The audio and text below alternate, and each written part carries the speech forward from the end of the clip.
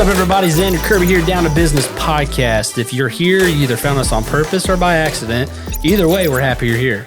This is my friend David Waldy. He is the founder, CEO of Fierce Empathy Solutions, life and business consulting. Is that fair to say? Sure. You always make up new things that I do, and I love it. I could say you're a black belt.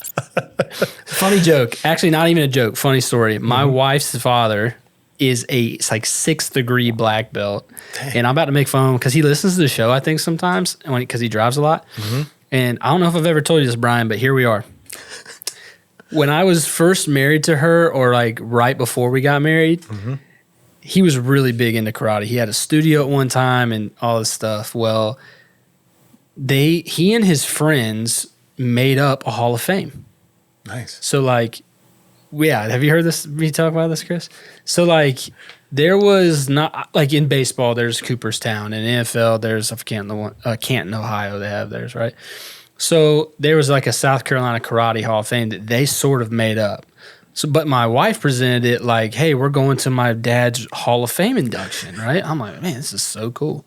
We go to a karate studio with 30 people. You're going to say we go to a Carrabba's. No, karate studio. I wish. Carrabba's would have been better. I promise you that. Love you, Brian. There's about 35 people there. And for the next 3 hours, they just share stories about each other, kicking each other's butts. And they give each other a certificate, and they're in the whatever they call it, a Hall of Fame. Come on. So I love it. It was interesting. That's how you get to the top. It was terrible. Just make your own. Yeah, just make your own. So going with that, I was about to say this is, we're going to be talking about burnout on this episode. We're going to be talking about, I don't like the work-life balance. I don't really think that's a thing, but capacity and burnout. And I think capacity is a good word. I was going to say and challenge, like, I'm such a passionate, driven person. Yeah. There's been very few, like, I can count them on just one so you know, hand. what you're about to say is going to have everybody wanting to reach through the screen and punch you in the face because they're mad. I'm just trying to be honest. And I appreciate it. It's just not normal. I don't know if I felt burnout before, like true burnout. Like, I can't wake up. I'm not going to go to work today. I'm calling out for 3 days because I can't even imagine doing this another moment. Yeah. I've never really experienced that. Have I been exhausted? Sure. Have I been tired from like when I was a youth pastor, all-nighter? Yes. Or, a terrible situation with a kid and their parents who's got a student caught their parents cheating, for sure. Yeah. Now in business, cash flow issues, employee issues. We thankfully in my landscaping business, we've never had an accident other than like a few stitches. We just had one last week actually, so praise God for that. But I've never really felt that. I mean, today, and the reason why it's fresh in my mind, like I was on vacation for 2 weeks previous to this week, and now I'm back and I'm really exhausted. Like I'm really sleepy, like not even tired, but like sleepy. Yeah. And so it kind of made me feel like, am I feeling burnout? But I don't think that's it. But I know a lot of people struggle with it, and the one thing I was going to say, you're joking about people going through the screen is... Like you've never dealt with burnout? What the heck? I don't know. Maybe I have. So one thing I was going to propose is maybe I have and I didn't know it. Maybe I was... did you know in your gas tank when it says you're on empty, they actually you have an extra gallon? I did know that, actually. Okay, so it says you're empty. I've pushed that limit many times. And they give you an extra gallon to try to get to the thing. But maybe I'm on empty and I'm just on those fumes that get you there, and I'm going to crash, and I stop right before I crash. I don't know. This is kind of your field of expertise, I feel like. But I know a lot of listeners deal with burnout, and they deal with... Because I've thankfully never really dealt with depression and stuff like that. So I know those two factors together, physical exhaustion and mental and emotional exhaustion. This is a business owner. I think this is one of the scariest places to be. I really mean that, because imagining myself not being able to stand in front of the day and say, I'm going to go take this mountain and be the leader I need to be, and not literally being able to get there mentally or physically, what a paralyzing reality. Yeah. And I know there's a lot of listeners that have been there. So it's a two-part question for this episode. What do you do if you're getting close to and you're starting to feel the beginning effects of that? Yeah. How do you stop it from happening? Or if you are in that position, you're already in burnout mode. Yeah. How do you get out of it? So how do you prevent it from... Obviously, if you're every day thriving right now, we don't need to talk to you about that right now. But I think there's a lot of people who are on the verge of burnout all the time, and they might drink enough water to get away from danger zone, but then they back and forth. What do you say to that? I have no clue because I don't know. It's a really good question, and I think have you been burned out before? Oh my goodness, yes, I have. Yeah, tell me the story. The worst burnout you've ever had. Worst burnout I ever had. This was about 4 or 5 years ago. I was working consistently 70, 80 hours a week. I was on the road outside sales. So that's 12-hour days, 6 days a week. Mm-hmm. Okay. It was no, it was not 6 days a week. It was about 15-hour days, 5 days a week, and then I would work some on the weekends. And I mean, I would leave my house at 5:30 in the morning. It's a 6 to 9 day. I would get home at 6. I would spend a couple hours, and I would work until midnight. Wow. And so, it was a brutal season. I just realized I work 15-hour days sometimes. Oh, God. But we're going to talk about capacity, right, as well. I know that's going to be a part of the conversation because everyone has different capacity. And one thing that we don't do when we're talking about burnout is recognizing that different people in different jobs and different roles have different levels of capacity because you're talking about your physical capacity. If you go work a physical 15-hour day, it's very different than working in a different role in a different job, working a 15-hour day. Yeah, let's use Tom Brady as a real quick example. Okay. That dude's 43 years old, and he's in amazing shape. Yeah. That is not normal. Like, there's been 3 people, Brett Favre, Jeff Garcia, if you remember Jeff Garcia, he played like for 18 NFL teams. Yeah. And then Tom Brady. I know I'm missing one other quarterback, like Joe Montana or somebody. Right. But like that. Out of the best athletes in the world, 4 quarterbacks of all time have been able to do this over like 18, 20 years. Yep. So like, I didn't mean to interrupt your flow, but good. I just randomly thought that's a great example for people to build off what you're about to say is it's not normal. Yeah. Don't even consider it. Like, don't even try to strive for it. If you're that person, you'll figure it out one day. Like Tom Brady is realizing, I can still be the best quarterback in the NFL at 43. The dude's almost a Social Security age. I mean, goodness gracious. It's nuts. Anyways, so continue. What's interesting, too, about capacity, and like specifically you talk about Brady and people like him, is that you have to answer the question for yourself, you know, what do you really want out of life, right? Are you okay, like truly okay, with creating what many would consider a normal life? Because I'm not here to judge that. I'm not here to tell you that's not enough. I'm not here to tell you that that's not okay. I have conversations with people all the time that their genuine dream is to get to a point where they're out of debt. They can sell it all. They can live on the road for $3,000 a month. They can travel around, live at, you know, national parks in an RV or what. Like that's what they want. Sounds awesome. Right? Yes. But it doesn't sound awesome to some people. Some people it doesn't. It sounds terrible. We were talking about this in the last episode about how success is defined differently by every person. But if we're looking at burnout and we're looking at capacity, you know that if you asked one of your guys and said, hey man, like I need you out doing physical manual labor 15 hours a day, the body can only take so much. Yeah. But the reason that we often overlook burnout is because of how we define hard work. Have you ever thought about how we define hard work? When you said that, I just triggered in me that I don't know if I've ever thought about the mental exhaustion conversation over physical. Like, so how would you define hard work, Alex? Xander? Yeah, I don't know. Alex Xander. Xander. Yeah. Thanks, Mom and Dad. How would I define hard work? Yeah, define it for me. That's a great question. That's like Matt Walsh's new question, what is a woman? How would I define hard work? I would define hard work as going above and beyond the normal status of a everyday movements, decisions, and interactions. Okay. So what's normal? Here we're doing the why game, and you're going to crush me. Normal is what I think most people would associate normal with the 40-hour work week. Okay. Where did that 40-hour work week come from? That came from the government saying that overtime is over 40 hours. Okay. But I would guess. Why 40? Why not 20? Why not 60? That's a great question. Do you know? No, but the answer, I think, what you're getting at is you get to define whatever that is for yourself. The fascinating thing about hard work is that most often it is categorized by levels of exhaustion. Oh, right. Like working so many hours. A certain amount of hours. Yeah. And it becomes this thing, kind of like we were talking about in the last episode about comparison, is that we can look at someone and what we're doing is we're creating this judgment in our minds. Like, I feel better because I stayed longer. I showed up early, or I put in more hours. You hear that all the time again, but going back to quarterbacks right now, it's training camp, right? And I'm not a Panthers fan, but we're close to them. They drafted, for listeners, they drafted a guy in the 4th round named Matt Corral, right? Yesterday, he was showing up first to practice and left last. He's 3rd string. So does that make him some role model because he showed up 20 minutes before everybody else and stretched a little longer?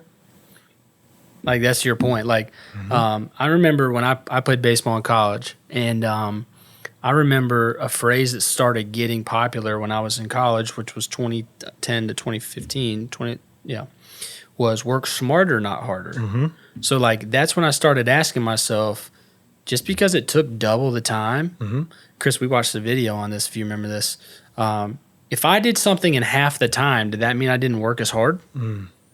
But the result was either equal to or even better than the guy that took twice as long. You want to hear the biggest lie perpetrated on Western civilization?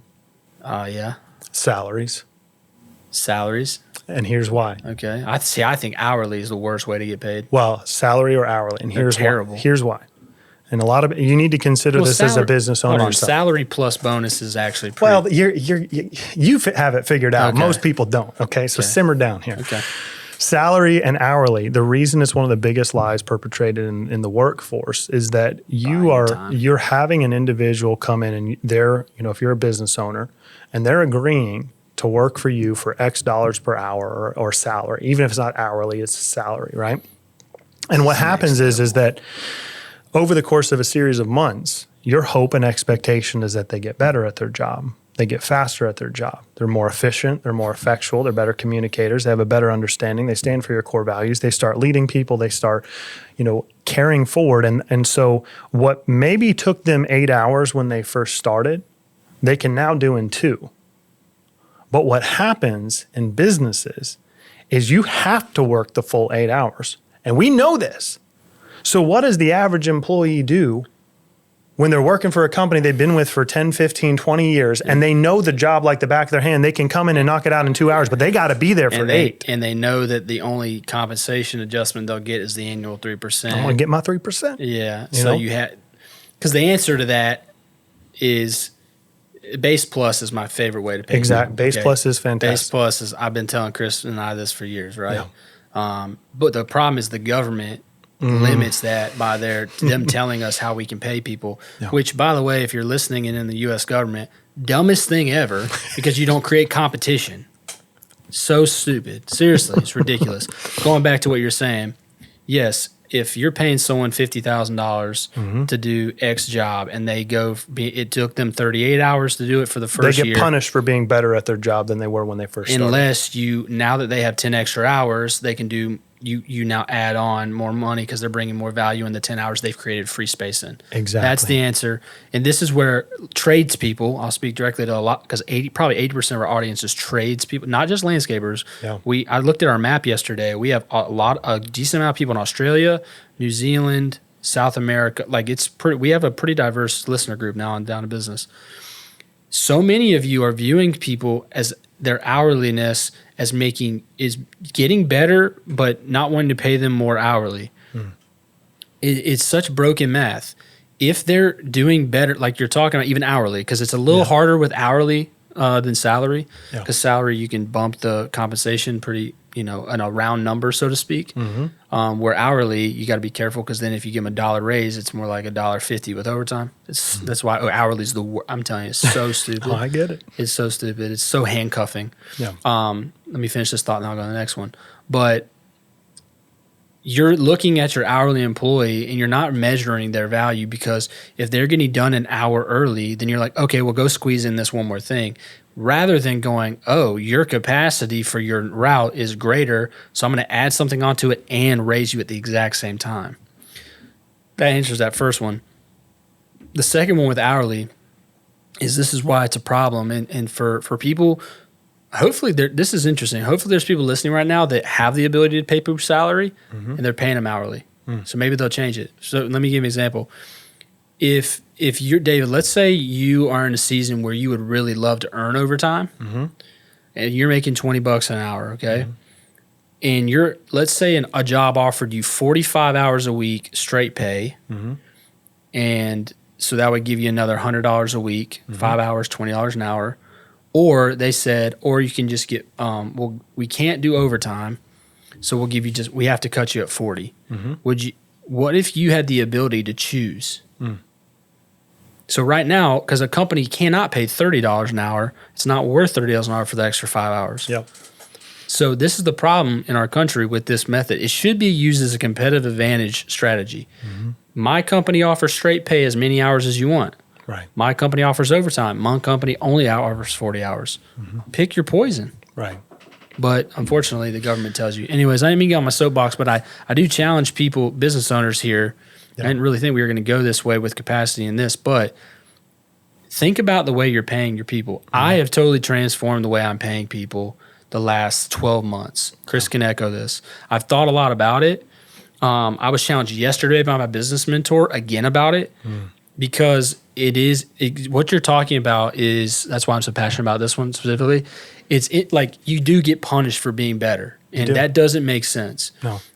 That's why I've always been a fan of anything that is profit sharing or commission based, pay for performance. Yeah. Like I've my entire career, if I, outside of being an entrepreneur and building my own things, when I was working for people, I wanted, I wanted to have the opportunity to work extraordinarily hard and to do the most that I could with the time that I was given, but I wanted to be compensated accordingly. If I could do someone else's job in a quarter of the time, I wanted to be able to be paid in accordance with that. Have you heard the Krispy Kreme story about this? I have not. It might not be national, but I think it's local. My business mentor, Dan Griffin, who's a mentor of mine, great friend of mine as well. He's been on the show. He was telling me a story where Krispy Kreme was having a hard time staffing their restaurant. It might have been a local restaurant. And the manager goes, "We don't have a staffing problem. We have a pay problem." She said, "If you give me a pool of what you want the payroll to be that week, I can get the work done with half the people if you let me pay them accordingly." Does that make sense? So if it was $10,000, instead of having 20 people, $500, right? She said, "Give me, I can get 12 for 800, whatever the math is, $850 a week per person." Right. They said no. Yeah. Because they thought the calling out sick and whatever, and it would mess up the corporate model. But isn't that interesting that she said, "I can fix the problem. You're paying the same weekly amount. Does not matter." And they said no. I think that's just well. So here's an interesting spin on this, because money. Here's how I see money as energy. Okay. And here's how. I'd say gas in the car. That's what I say. But even emotional and spiritual energy. Okay. Explain this is where you have to be careful with it. But let me give you an example. How fast do you think you could run a mile? In my prime? Right now. Real talk. I don't know. No, better than 10. Probably 8.5. 8.5. Okay. I'm a good runner. So if I was to give you $1 right now, would you go run a mile? $1? No, of course not. Okay. If I was to give you $100,000 right now, would you go run a mile? You'd be gone. I'm gone right now. Boy. Money's energy. Yeah. Think about this. It's motivation. It's motivation. But here's where it gets really intriguing in the realm of business. We're talking about burnout and capacity. The reason that so many people struggle with burnout is when you do have people that become more effective at their jobs, they become more efficient, they're doing better. If you don't financially compensate them in accordance you give them more energy for the energy that you are expecting with these additional tasks that you're giving them, because now they're faster at their job, you will perpetually create this feeling of burnout amongst your employees, but you feel that as the business owner as well. Like, how many of us have been in that place as a business owner where you're working, and you are just pushing everything into it, but there's no financial payout at the end. Yeah. And you're just like, gosh, dang, I have been working my butt off, but there's no money to show for it. And if you flipped it and you did have the money, you'd feel completely different. You probably would. It's a form of energy. You would. But here's the danger. Let me get into the danger real quick. The dangers. The danger in this is that just because someone can do something more effectively and more efficiently, and you're able, say you've got an employee who's doing really well, you have to understand that just because you can financially incentivize someone does not mean they have the emotional, physical, mental, or spiritual capacity to take that on and still be that proficient in what they do on a day-to-day basis. So for example, like let's use a boat as an example. Just because the boat has an amazing motor on it doesn't mean the structure's ready for the speed. Yeah, that's good. And if you were, I mean, you know this, if you take any engine, it's a great example, and you're constantly pushing that 50 to 60%, right? You're going to get some longevity out of that thing, right? You cruise on the interstate, but if you are booking a $140 everywhere you go, yeah, dude, like that thing, it's your tires are going to run out, like you're so right. Everything. And so you might have this rock star of a person, but if you're not intentional, and even for yourself, if you don't know yourself well enough to understand, okay, I do have physical limitations, I do have emotional limitations, spiritual limitations, like all of these things, and limitations aren't bad, they're just boundaries. And the reason that so many people end up in burnout is because they don't even know their boundaries and they don't enforce them. They haven't created them, and they don't know how to say no. You don't play by the boundaries either. You know, you could even create boundaries and then say, oh, those aren't really, like I can always step It's the over. difference is just because you can doesn't mean you should. Doesn't mean you should. That's good. That's so good. I haven't thought about boundaries that much. I mean, the one boundary I've made for myself is, you know, my phone at home, but again, I haven't thought about it enough at all.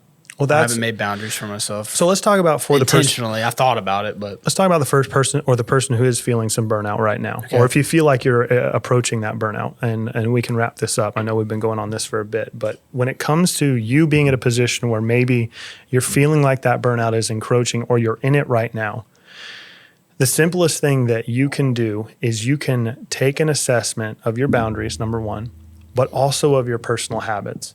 If you have a physically demanding job, like, be honest. What are you putting into the engine? Are you shoveling down McDonald's every single day? Are you actually like slamming energy drinks? Because guess what? It can get you through. It's like NOS in the tank, right? It's going to push you for a little bit, but it is going to rapidly decline once that burns out. So if you are in a physically demanding position, you need to be having healthy food, drinking lots of water, making sure you're being intentional with what you're actually putting in your body. The same thing if you are in an emotional role where you're dealing with people on a regular basis, you need to make sure you've got time to unplug. You've got time to refill those tanks. Most people are just going through life 90 miles an hour or 140, and they're not actually stopping, taking a step back and be like, whoa, okay, I'm a human with limitations and certain capacity. If I don't take care of myself, I can't be the best for my team. I can't be the best for my clients. I can't be the best for my wife and for my kids. So this is where healthy, and self-care is a cliche buzzword right now. A lot of people have different opinions on it, but it's real. You have to be willing to care about yourself enough in a healthy way, not in a selfish way, to take care of this body, this mind, the emotions, the spirit you've been blessed with, in order to position yourself to be the best steward of what God has given you in your business. Otherwise, you're going to be continuing to show up day in and day out, feeling this exhaustion, and you might push through, but there's a crash coming. There is a crash coming. There's a crash coming. And some people are feeling that crash right now. If you're feeling that crash right now, well, the biggest thing I would say for you is this. You need to breathe. Like, have you ever done like actual breathing exercises? Look up on YouTube, go do some breathing exercises. Breathe, focus on some time for prayer or meditation, reflection, pull out a journal. Write some stuff down. Just quiet space. Give yourself go on a walk. Freedom. Walking is incredible. Do something lightly physical. And I mean, we could pull Braden in for talking about like take care of your body, but do something physical that releases that cortisol, that allows the happy chemicals. You've got your endorphins, you've got your dopamine, you've got your serotonin. If these things aren't flowing through your body, you're not emotionally regulating. And so everything feels heavy, everything feels depressed, everything feels anxious. So get your body moving, but take time to work on yourself and just breathe, live in the moment, and know that you're okay. 4 minutes. Yep. That's really good, David. The thing I was going to say to kind of wrap that up is one of the words that a group I'm in talks about is retreat. And they challenge us to retreat, and meaning not like a weekender necessarily, but for 2 hours a week on a Wednesday, can you say, hey, I'm going to go and just unplug? Yeah. For me, I have a 1,000-foot driveway. Okay. So I have a seating area at the beginning of my property. The 3 or 4 times that I've gone down there for an hour or so, some of the best thinking I've ever done. Just listening to God and just kind of decompressing, And so that's what I challenge people to say. Adding on to what David said, he said it perfectly. So many of you right now are trying to grind from today to tomorrow to yesterday to, whatever. Take a second. Yeah. It's not weakness. It's not wasted time. That's a big one. Like, you have to take care of yourself. If you don't, you are causing not only yourself. Oil change. You do. And it's affecting other people too. For sure. That's the hard part. And we'll get into that next episode, how our actions as business owners can affect positively or negatively those around us. So again, guys, thank you again, David, for this time. I will see you next time on the Down to Business podcast. Please, again, make sure you go down, comment if you're on YouTube, leave us a review on Apple, subscribe. We want to engage with you guys as much as possible. If there's any topics you want us to cover, we would love to do that. So please direct message or email us any of your requests. And we hope that this has been encouraging for you, that you can take something you heard today and make it something you learn tomorrow. So hope you guys have a great day. Xander Kirby, David Waldy. See you next time on the Down to Business podcast.